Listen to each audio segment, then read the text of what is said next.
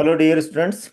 Today we will start our physics class, chapter number 1 in physics, and in sub science. This is the chapter number 9. Science, class 10 science, chapter number 9. That is the light reflection and the refraction. Okay, so let's start this one. We know very well from class 8 properties of the plane mirror. So let's start this one. What is the light? Light nothing but it is the a type of energy which create the sensation of vision. Without light हम कुछ देख नहीं सकते। ठीक है, जब तक light नहीं होगी तब तक हमें कुछ भी नहीं दिखेगा। जिस भी चीज को देखना है उसके ऊपर लाइट गिरना जरूरी है। जैसे अभी आप यहाँ देखो, आपको कुछ नहीं दिख रहा है, जैसे ही इसमें लाइट आएगा, ठीक है, तब आपको दिखना चालू हो जाएगा। Right. So light is a energy. Light is a energy. Light is a energy that produces the sensation of vision. ठीक है, इसके कारण हम देख पाएंगे। सेंसेशन सेंसेशन ऑफ विजन, इसके कारण हम देख पाएंगे। And there is some properties of light. First one is the rectilinear propagation. So what is the rectilinear? Rectilinear, we know from mathematics what is the rectilinear. Rectilinear means in straight line. जैसे कि हम एक rectangle बनाते हैं, ठीक है, तो वहां पर क्या है, अपने पास एक 90 डिग्री का एंगल बनता है। ठीक है, यहाँ पर 90 डिग्री का एंगल बनेगा, उसी टाइप से यहाँ पर भी रेक्टिलिनियर एक सीधा सीधा चल रहा है। Propagation means to move forward, आगे बढ़ना किसी चीज का, that is known as propagation. तो लाइट एक सीधी सीधी लाइन में चल के आगे बढ़ती है। So that is meaning of that light rectilinear propagation. Rectilinear propagation. Okay, चलो next one is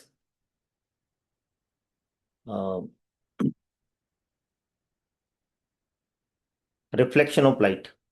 reflection of light, we know that in shining surface an incident ray, and this incident ray when strike on the shining surface it bounce back, it will be return, वापस return चली जाती।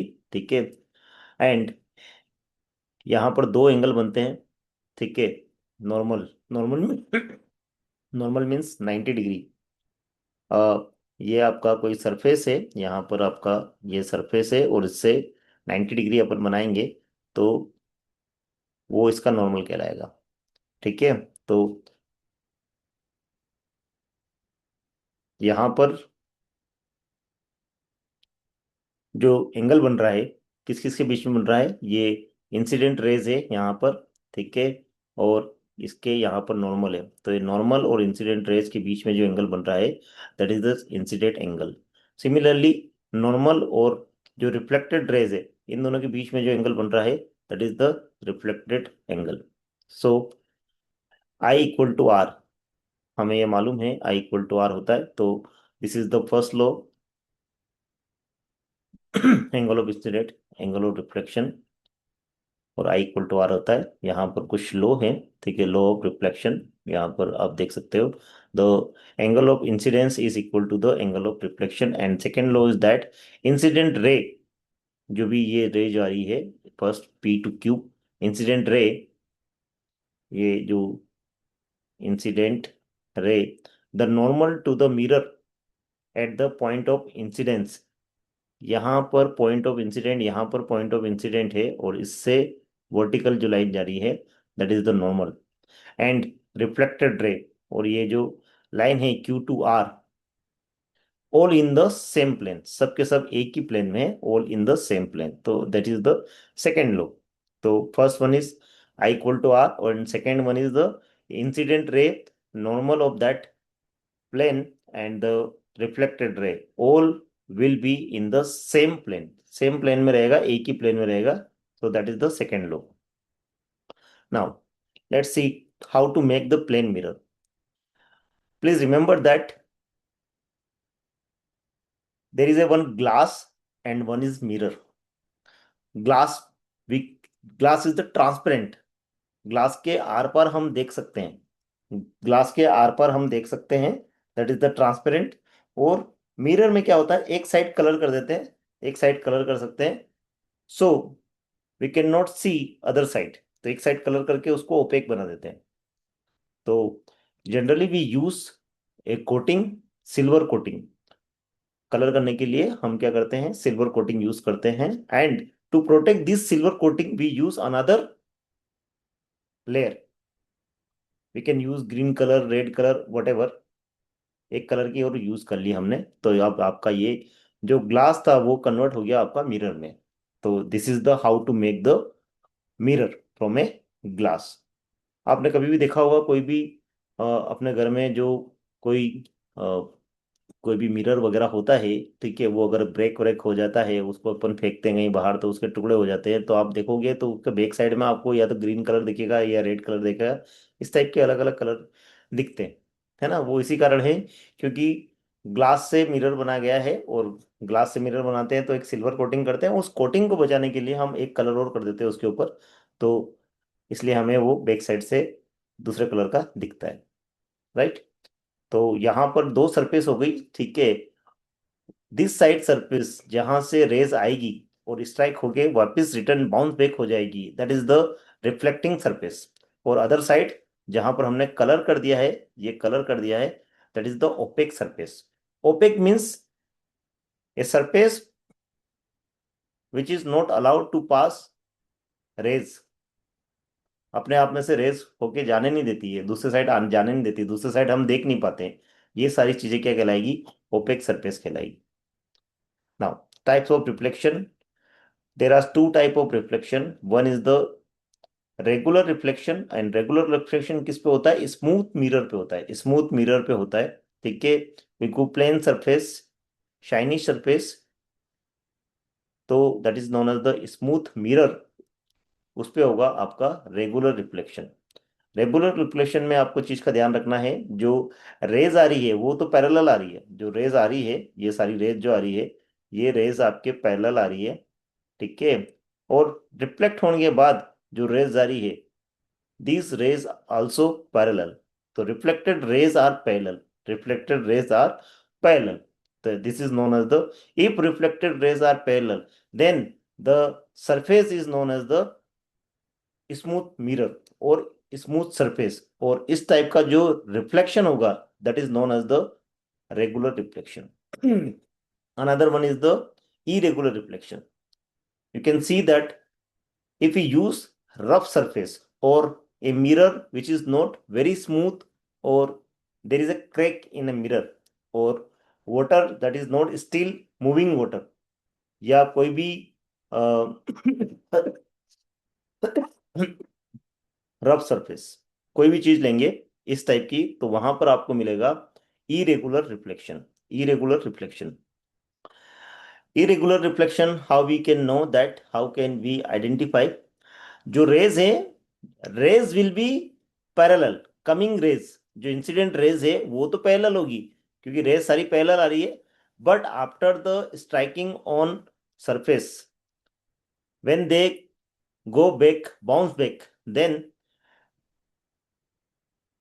ये जो raise आपको दिख रही है bounce back होने के बाद, वो रेज पैरेलल नहीं है, वो रेज पैरेलल अब नहीं है, अब पैरेलल नहीं है, तो इसलिए इस टाइप की जो सरफेस होगी, उन सरफेस को अपन बोलेंगे रफ सरफेस। क्या बोलेंगे उनको, रफ सरफेस, ठीक है। तो इस टाइप की जो रिफ्लेक्शन होगी that is the irregular reflection. Concrete wall, running water etcetera आपके क्या कहलाएंगे, इरेगुलर रिफ्लेक्शन के कारण होगा, इन सब के कारण, और ये जो सरफेस कहलाएगी वो रफ सरफेस कहलाएगी। Now image in plane mirror, please remember that in plane mirror, in plane mirror, the image is always virtual, always virtual। यहां पर एक चीज आपको ध्यान रखनी है, what is the difference between the real image, real image, and what is the virtual image, what is the virtual image, virtual image और real image में क्या डिफरेंस है। रियल इमेज में कुछ नहीं होगा, जो भी रेज आएगी, जो भी लाइट रेज आएगी, वो रेज एक पॉइंट पे आके कन्वर्ज हो जाएगी, एक पॉइंट पे आके इंटरसेक्ट होगी। वो जो रेज हैं वो एक पॉइंट पे आके अगर इंटरसेक्ट हो रही है, इन रियल वास्तव में कहीं इंटरसेक्ट हो रही है, वास्तव में कहीं इंटरसेक्ट होगी, then it will form a real image. In virtual image what will be happen, these rays of light will actually not intersect but it appear to intersect। वास्तव में कहीं इंटरसेक्ट नहीं होती है, सिर्फ हमें वहां से इंटरसेक्ट होते हुए दिखाई देती है, एक्चुअल में इंटरसेक्ट नहीं होती है। Then that is known as the virtual image. इसके अलावा हमने क्लास 7th और 8th में पढ़ा हुआ है कि if you can take image on screen, कोई भी पर्दा होता है स्क्रीन पे है उसको ले सकते हैं, then it is the real image. और स्क्रीन पे नहीं ले सकते then that is the virtual image, है ना। तो इस टाइप से अपने को थोड़ा सा ध्यान रखना पड़ेगा, what is the real image and what is the virtual image. अभी हम क्लास 10th में देखेंगे, वो रहेगा आपका ये रेज। ये जो रेज होगी वो रियली कहीं पर मिल रही है क्या, इंटरसेक्ट कर रही है, उसके बेस पे हम देखेंगे कि इमेज जो है वो रियल है या नहीं है, रियल इमेज है या नहीं। ठीक है, चलो। सो लेट्स सी, इसको थोड़ा सा इरेज कर देते हैं।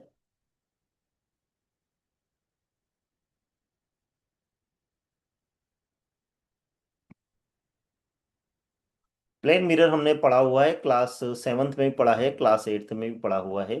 ठीक है, तो कुछ कुछ बुक्स में दे रखा था 8th और 7th की। ठीक है, एनसीईआरटी बुक में भी दिया हुआ है। ठीक है, तो हमने वहां पर पढ़ा था, क्या पढ़ा था हमने वहां पर, लाइट के बारे में पढ़ा था, और जो इमेजेस होती है वो इमेजेस कैसी होती है उसके बारे में हमने पढ़ा था। ठीक, तो यहाँ देख लेते हैं क्या हो रहा है। यहाँ पर देख सकते हैं ये कैंडल है, कैंडल की इमेज यहाँ पर बन रही है मिरर के अंदर। ठीक है, और मिरर के पास में लेके आए इसको ऑब्जेक्ट को, फिर भी कोई फर्क नहीं पड़ा। ऑब्जेक्ट मीन्स जो एक्चुअल बॉडी होती है, जिसकी इमेज हम मिरर के अंदर देखना चाहते हैं, तो उस एक्चुअल बॉडी को बोलते हैं ऑब्जेक्ट, और इसके अंदर जो बनेगा दैट इज द इमेज। इसकी कुछ कैरेक्टरिस्टिक है। Image form in the plane mirror is erect. Erect मतलब सीधी सीधी बनी, सीधी सीधी बनी मतलब आप क्या, मुंह आपको ऊपर की तरफ है। ठीक है, तो मिरर के अंदर भी मुंह आपको ऊपर की तरफ ही दिखाई देगा, मुंह आपको ऊपर की तरफ ही दिखाई देगा, ऐसा नहीं कि नीचे बन गया। ठीक है, वैसा नहीं बनेगा। तो it is the erect, erect मतलब सीधी सीधी। एंड सेम साइज की रहेगी। Please remember that in plane mirror the image is the same size. ठीक है, यहाँ पर देख सकते हो। ठीक है, ये जो स्टूडेंट है इसकी साइज जो मिरर में उसी साइज का दिख रहा है जिस साइज का ये स्टूडेंट एक्चुअल में है। ठीक, second one is the image is the same distance behind the mirror. Mirror के पास में जाएंगे अपन तो अपनी इमेज भी पास में आएगी, और मिरर में थोड़ा सा दूर जाएंगे तो इमेज भी दूर जाएगी, है ना। तो at the same distance. Third one is the laterally inverted. Laterally inverted का मतलब क्या है, जो आपका राइट हैंड साइड है, जो राइट हैंड साइड है, राइट हैंड साइड वो आपको लेफ्ट दिखेगा, और जो लेफ्ट हैंड साइड है वो आपको क्या दिखेगा, वो जो राइट हैंड साइड है वो आपको क्या दिखेगा, लेफ्ट हैंड साइड दिखेगा, है ना। तो इस टाइप से जो होता है इसको बोलेंगे लेटरली इन्वर्टेड। एक और वर्ड होता है इन्वर्टेड, यहाँ तो नहीं है बट इन्वर्टेड का मतलब होता है उल्टा। ठीक है, उल्टा क्या, अगर इरेक्ट नहीं है, इरेक्ट का जस्ट उल्टा होता है। ठीक है, अभी हम देख रहे हैं अपनी शक्ल मिरर के अंदर, और आपको मुंह ऊपर नहीं दिख रहा है, आपके लेग ऊपर दिख रहे हैं, then that will be the inverted. यहाँ पर आपको ऐसा केस नहीं है, यहाँ सिर्फ लेफ्ट हैंड साइड का राइट हैंड साइड दिखेगा, राइट का लेफ्ट दिखेगा, that is the laterally inverted. This is very famous questions in junior class. आपका कोई बॉडी है यहाँ पर जो 8 मीटर पे है, और इसकी इमेज कहाँ बनेगी, इसकी इमेज उतना ही दूर बनेगी, 8 मीटर डिस्टेंस पे ही बनेगी, इसकी इमेज भी 8 मीटर डिस्टेंस पे ही बनेगी। अगर हम इसकी जो डिस्टेंस है, ऑब्जेक्ट, ये जो एक्चुअल बॉडी होती है उसको बोलते हैं अपन ऑब्जेक्ट। ठीक है, एक्चुअल बॉडी, और ये आपका है इमेज, इमेज। तो distance between the object and image is 8 meter object from the mirror. Similarly, 8 meter the image from the mirror. जितनी डिस्टेंस ऑब्जेक्ट की मिरर से होगी उतनी डिस्टेंस इस इमेज की मिरर से होगी। ठीक है, तो टोटल डिस्टेंस दोनों के बीच में कितनी हो जाएगी? 16 मीटर हो जाएगी।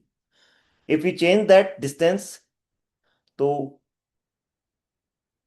ऑब्जेक्ट को जितना पास में लाएंगे इमेज भी उतना ही पास में आ जाएगी, इमेज भी उतना ही पास आ जाएगी। जितना आप पास में आप ऑब्जेक्ट को लाओगे उतना ही पास आपकी इमेज आती जाएगी। ठीक है, यहाँ अगर बोले हम 2 मीटर कम कर दिए तो अब ऑब्जेक्ट कितने पे है? 6 मीटर की डिस्टेंस पे खड़ा है, तो इमेज भी 6 मीटर की डिस्टेंस पे ही होगी, इमेज भी 6 मीटर की डिस्टेंस पे ही होगी। तो कितना हो जाएगा? ये total distance object and image के बीच में हो जाएगा, टोटल डिस्टेंस 12 मीटर का हो जाएगा। राइट, चलो, तो it was the plane mirror. अब हम चलेंगे कॉनकेव एंड कॉन्वेक्स मिरर की तरफ, कॉनकेव और कॉन्वेक्स मिरर की तरफ।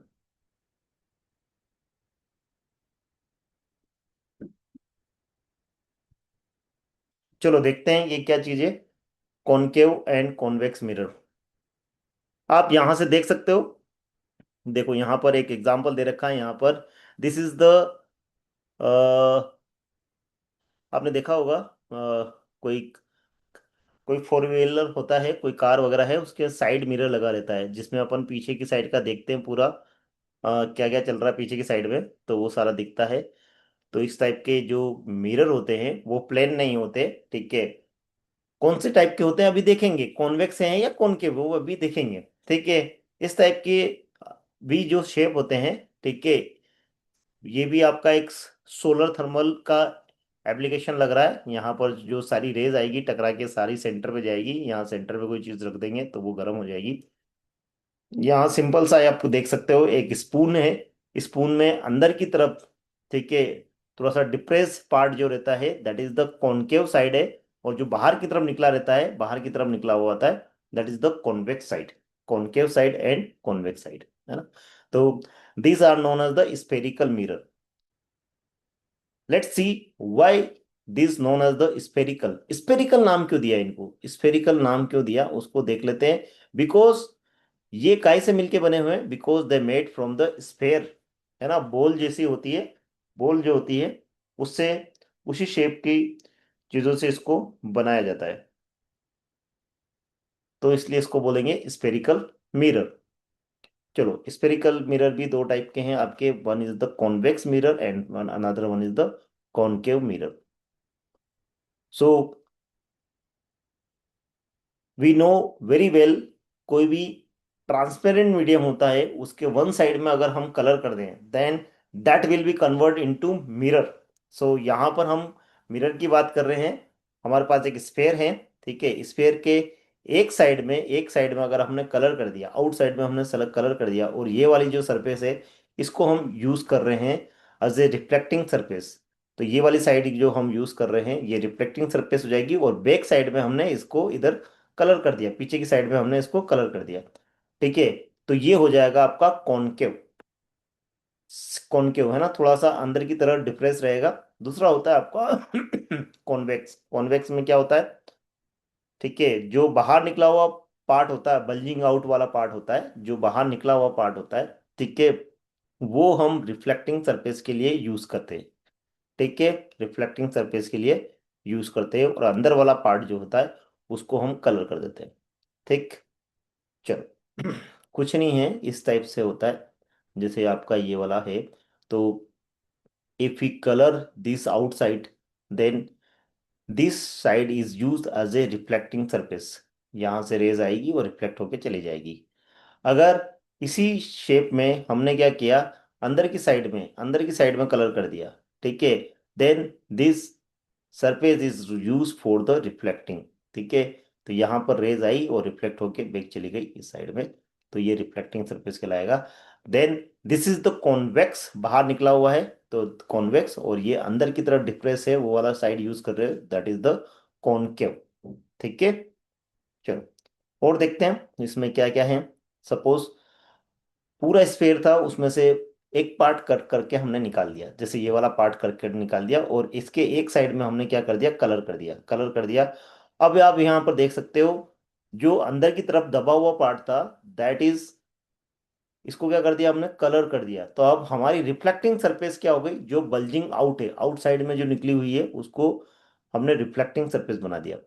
सिमिलरली इसी स्पेयर में से एक और चीज, एक और मिरर निकाल लिया, ठीक है, और उसको भी कलर कर दिया, ठीक है। एक कर्व सरफेस निकाला और उसको कट करके और उसमें एक साइड कलर कर दिया। अब यहां पर क्या है, जो आउटर बल्जिंग साइड है उसको कलर करा है, उसको कलर किया। अब यहां पर देखेंगे तो ये वाला जो सरफेस है, ये वाला सरफेस है, यहां पर ये वाला क्या है, आपका रिफ्लेक्टिंग सरफेस है। रिफ्लेक्टिंग सरफेस समझते हो, जो भी रेज आएगी उसके ऊपर स्ट्राइक करेगी, और स्ट्राइक होने के बाद क्या होगी, बाउंस बैक हो जाएगी, रिफ्लेक्ट होके चली जाएगी।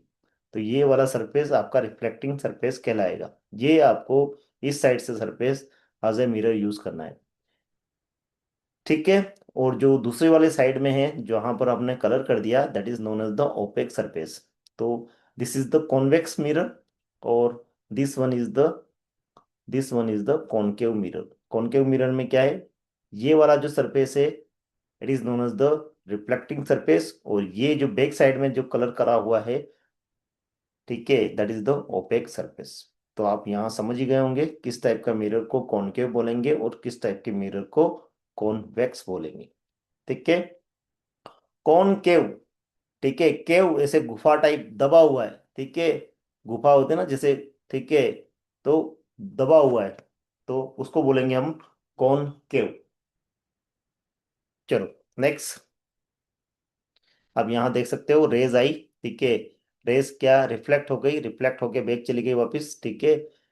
अब यहां पर क्या हो रहा है, डाइवर्स हो रही है, डाइवर्स है ना, फैल रही है, डाइवर्स हो रही है, फैल रही है, वेव जो है वो फैल रही है, डाइवर्स हो रही है, डाइवर्स हो रही है। इसलिए क्या है, इसका नाम है डाइवर्जिंग मिरर भी बोल सकते हैं, ठीक है। एक और मिरर है आपका इस टाइप का, यहां पर देखेंगे जो रेज आई है वो स्ट्राइक होने के बाद क्या होगी, एक जगह पर कन्वर्ज हो रही है, क्या हो रही है, एक जगह पर यहाँ पर कन्वर्ज हो रही है, यहाँ पर क्या हो रही है, कन्वर्ज हो रही है। इसलिए इसको क्या बोलेंगे, कन्वर्जिंग मिरर, क्या बोलेंगे इसको, कन्वर्जिंग मिरर। तो one is the diverging mirror, convex mirror जो होता है वो डाइवर्जिंग मिरर होता है, और कॉनकेव मिरर जो होता है वो आपका कन्वर्जिंग मिरर होता है, कन्वर्जिंग मिरर होता है। चलो, now most important thing of this lecture, some technical terms related to this chapter, रे डायग्राम, ऑप्टिक्स, इससे रिलेटेड आपके कुछ इंपॉर्टेंट टर्म्स है, तो उनको पहले समझ लेते हैं। रे डायग्राम बनाने के लिए बहुत ज्यादा इंपॉर्टेंट है ना। तो समझते हैं क्या है, इसके बेस पे आपके कुछ न्यूमेरिकल भी बनेंगे, उनको भी हम देख लेंगे। चलो, ट्रांसपेरेंट स्फेयर, ठीक, ट्रांसपेरेंट स्फेयर के एक साइड में अपन कलर कर देंगे, ठीक, तो वो बन जाएगा मिरर, क्या बन जाएगा, मिरर। अब जो मिरर है वो किसी एक स्फेयर के पार्ट है, ठीक है, तो उस स्फेयर का जो सेंटर होगा, that is the known as the centre, या centre of curvature, centre of curvature, ठीक है। तो यहां दे सकते हैं centre of curvature of a mirror is the centre, काय का सेंटर है, centre of the sphere, centre of the sphere, centre of the sphere of which the mirror is a part. किसका सेंटर है, जिससे, जिस स्फेयर से ये mirror बनाया गया है, उस स्फेयर का सेंटर ही क्या कहलाएगा, सेंटर ऑफ कर्वेचर कहलाएगा, सेंटर ऑफ कर्वेचर कहलाएगा, और इसको सी से डिनोट करते हैं। नेक्स्ट वन इज द पोल। अब पोल को पी से डिनोट करते हैं, यहां पर आप देख सकते हो दैट इज द पोल, ठीक है। Geometric centre of the spherical surface, ये जो स्फेरिकल सरफेस है, ये सरफेस जो दिख रही है आपको, ये जो सरफेस दिख रही है आपको, ये जो सरफेस दिख रही है आपको, इस सरफेस का जो सेंटर है, जो सरफेस का सेंटर है, वो आपका पी कहलाएगा, पोल कहलाएगा, ठीक है। Mirror is called the pole of the mirror. Simple, बहुत देसी भाषा में अगर बोले तो सिंपल इसको समझ सकते हो, जैसे कि आपका ये कर्व है, सपोज इस कर्व का जो पेरीमीटर है या पाथ है वो आपका 3 सेंटीमीटर, सपोज इसका पाथ कितना है, 3 सेंटीमीटर है, ठीक है। तो इसका जो बिल्कुल यहाँ सेंटर होगा, जब यहाँ पर इस साइड का 1.5 और इस साइड का भी 1.5, तो इसको बोलेंगे, ये इसका ज्योमेट्रिकल सेंटर हो गया, that is known as the pole. अगर ये आपका कितना हो जाए बाय चांस, ये कुछ नहीं है, अगर ये आपका कितना हो जाए 4 सेंटीमीटर का हो जाए, ये जो कर्व है 4 सेंटीमीटर का हो जाए, अगर 2 सेंटीमीटर इधर और 2 सेंटीमीटर इस साइड में, तो इसका जो सेंटर होगा वो यहाँ पर होगा। ठीक है, दैट इज द पोल। क्या कहलाएगा? पोल। जिस स्फेयर का जो सेंटर है, जिससे मिलके ये मिरर बना हुआ है, जिसका ये मिरर एक पार्ट है, उसके सेंटर को बोलेंगे सेंटर ऑफ कर्वेचर। और खुद जो छोटा सा टुकड़ा बना है अपने पास, जो छोटा सा टुकड़ा मिला है अपने को एज ए मिरर, उसके सेंटर को बोलेंगे हम पोल। उसके सरफेस वाला सेंटर है उसको बोलेंगे पोल। नेक्स्ट है प्रिंसिपल एक्सिस, बहुत ही इंपॉर्टेंट है प्रिंसिपल एक्सिस। यहां पर आप देख सकते हो जो पॉइंट सी है और पॉइंट पी है, इन दोनों को जो मिलाने वाली लाइन है, that is the principal axis. It is the straight line joining the pole of the mirror to the its the center of the curvature. Next one is the radius of the curvature. Radius of the curvature आपको मालूम ही है, अगर कोई circle बनाने के लिए जो radius लगती है वो ही आपका, ठीक है, क्या होती है वो? सेंटर से पेरीमीटर की डिस्टेंस या सेंटर से सर्कल की डिस्टेंस। ठीक, तो यहां पर भी क्या हो रहा है, सी से पी की जो डिस्टेंस है उसको बोलेंगे हम radius of the curvature. Radius of the curvature, ये जो डिस्टेंस है, ये डिस्टेंस ही आपकी क्या कहलाएगी? ये जो डिस्टेंस है सी टू पी, ये जो सी टू पी, ये जो डिस्टेंस है, ये क्या कहलाएगी? आपकी आर कहलाएगी। क्या कहलाएगी? आर कहलाएगी। ठीक, R is the radius of the curvature. Next one is the principal focus. Principal focus concave mirror का और कॉन्वेक्स मिरर दोनों का देख लेते हैं। सिंपल सी डायग्राम बनाई हमने, इसका पॉइंट सी बनाया और पॉइंट पी बनाया, और यहां से रेज गई है। ठीक है, generally we denote object at the left side of the mirror. Okay, तो यहां से रेज गई है और रेज स्ट्राइक होने के बाद बाउंस बैक होगी वापस, और एक यहाँ इस पॉइंट पे मिलती हुई दिखाई देगी। मिलती हुई दिखाई नहीं देगी, एक्चुअली यहाँ पर मिलेगी। ठीक है, जहां जिस पॉइंट पे ये सारी की सारी रेज स्ट्राइक होने के बाद, बाउंस बैक होने के बाद रिफ्लेक्टेड रेज जहां मिलेगी, that is known as the focus point. That is known as the focus point. ठीक, तो ये इसका क्या कहलाएगा? Principal focus. ठीक, एक concave mirror the reflected rays जो बाउंस बैक होके वापस आएगी, जो रिफ्लेक्ट होके आएगी, reflected rays meet at a point F on the principal axis. This point is known as focus of the concave mirror. Similarly convex mirror का भी हो सकता है। सपोज यहां पर एक सी है और पी है, इन दोनों को मिलाया प्रिंसिपल एक्सिस। अब ऑब्जेक्ट हमेशा हम कहाँ रखते हैं? लेफ्ट हैंड साइड में रखते हैं। चलो, अब यहां से रेज आई, ठीक है, रेज यहां पर आके स्ट्राइक हुई, तो क्या होगा? यहां पर ये रिफ्लेक्ट होगी। क्या होगी? रिफ्लेक्ट होगी। रिफ्लेक्ट होके आप देख सकते हो, रिफ्लेक्ट होके तो डाइवर्स हो जाएगी। डाइवर्स हो जाएगी तो कहीं नहीं मिलेगी। कहीं नहीं मिलेगी, जब मिलेगी नहीं तो फोकस कहाँ बनेगा? फोकस तो बन ही नहीं सकता है। बट यहां पर फोकस तो एक्चुअल तो नहीं बन रहा है, बट इट इज अज्यूम्ड और इट इज सीम दैट, क्या ऐसा लग रहा है कि शायद ये रेस कहीं से आ रही है, कहीं से आती हुई दिखाई दे रही है। अब कहाँ से आती हुई दिखाई दे रही है? यहाँ इस पॉइंट से आती हुई दिखाई दे रही है। तो इस पॉइंट पे आके मिल तो नहीं रहा, लेकिन ऐसा लग रहा है कि शायद यहाँ पर मिल सकती है, अगर ये आगे इस टाइप से डाइवर्स हो तब।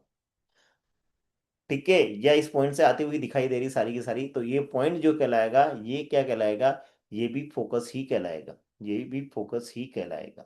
ठीक है, अब यहां पर आपके माइंड में क्वेश्चन आ रहा होगा, सर वास्तव में मिल रही है रेस तो उसको तो फोकस बोलना ठीक है, इसको भी फोकस बोलना ये भी ठीक है, क्योंकि यहाँ पर यहां से आती हुई दिखाई दे रही है। आती हुई दिखाई दे रही मीन्स मतलब यहाँ पर भी तो कुछ ना कुछ यहाँ पर क्या हो रहा है? इंटरसेक्शन हो रहा है इनका, तो यहाँ पर भी अपन इसको फोकस मान सकते हैं।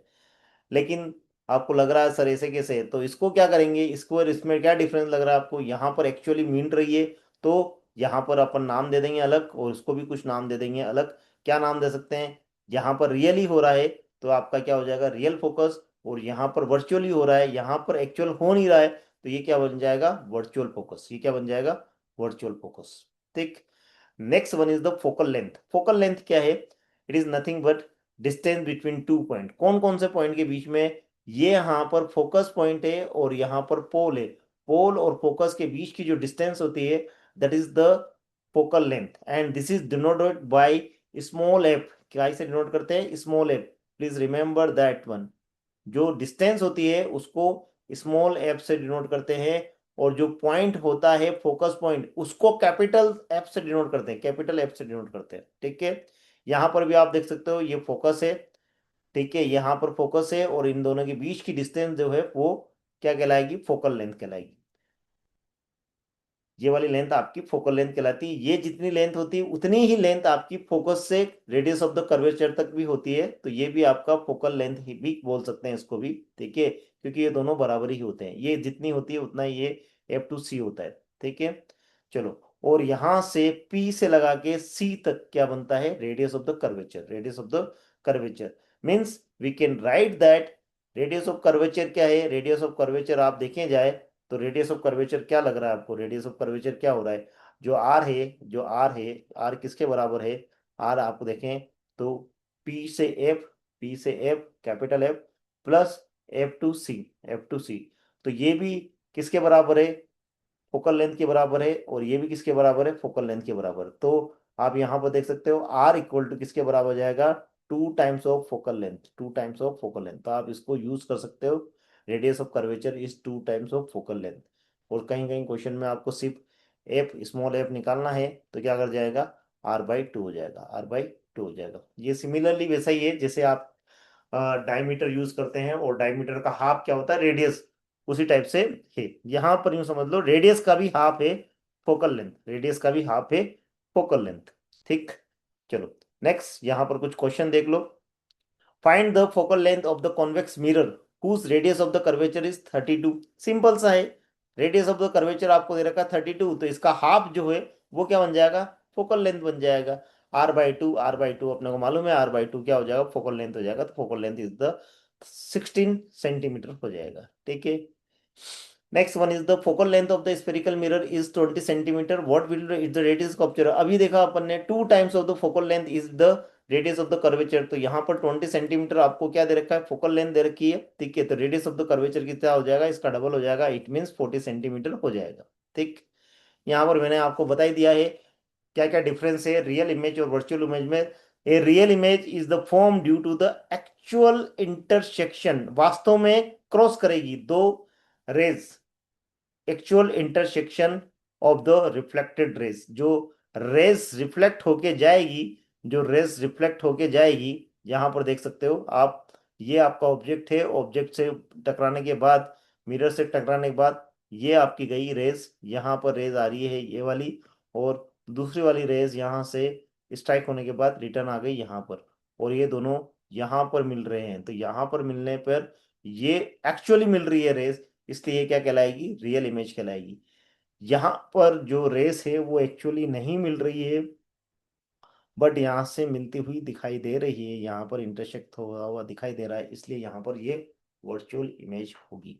ठीक है, real image can be obtained on the screen. ये मैंने आपको पहले ही बता दिया. पर्दे के ऊपर ले सकते हैं इसको. Then this is known as real image. जिस इमेज को पर्दे के ऊपर ले सकते हैं वो क्या कहलाएगा? रियल इमेज कहलाएगा. वर्चुअल इमेज को स्क्रीन के ऊपर नहीं ले सकते हैं. तो this are two main difference between the real image and virtual image. Real image and virtual image.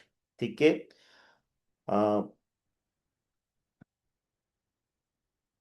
अभी जो है आपका फर्स्ट लेक्चर इतना ही था. ठीक है, और हम मिलेंगे नेक्स्ट लेक्चर में. तब तक के लिए थैंक यू, धन्यवाद. आप इसको रिवाइज करिए थोड़ा सा, और जो आपको इम्पोर्टेंट पॉइंट लगे उसको नोट कर लो. ठीक है, थैंक यू, बाय बाय.